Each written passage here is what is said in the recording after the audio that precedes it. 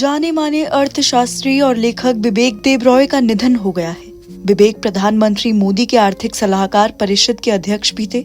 उन्होंने नई पीढ़ी के लिए सभी पुराणों का अंग्रेजी में आसान अनुवाद भी लिखा है। विवेक देबरॉय 69 साल के थे। उन्हें मोदी सरकार में पद्मश्री से भी नवाजा गया था। उनके अचानक यूं चले जाने से उन्हें जानने वाले सदमे में हैं।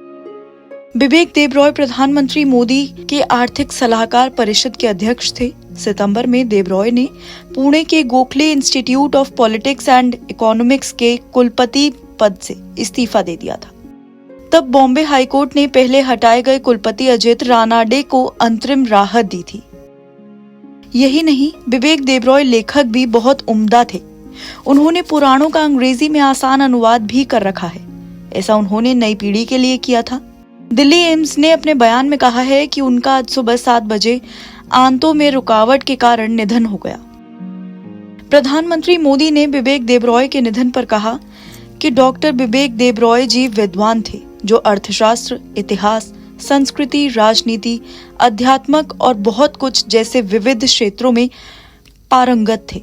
अपने कार्यों के माध्यम से उन्होंने भारत के बौद्धिक परिदृश्य पर एक अमिट छाप छोड़ी।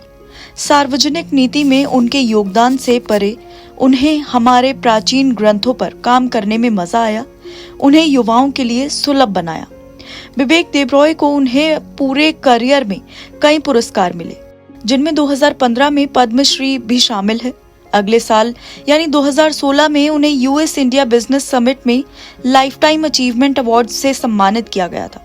देबरॉय का करियर कई भूमिकाओं में फैला हुआ था, जिसमें कोलकाता के प्रेसिडेंसी कॉलेज में उनका कार्यकाल, पुणे में Gokhale institute of politics and economics और 2019 तक नीति आयोग के एक प्रमुख सदस्य के रूप में शामिल है।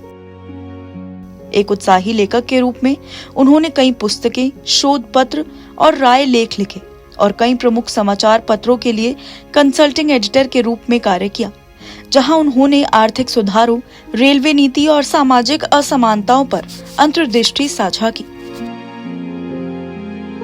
एनबीटी ऑनलाइन की रिपोर्ट।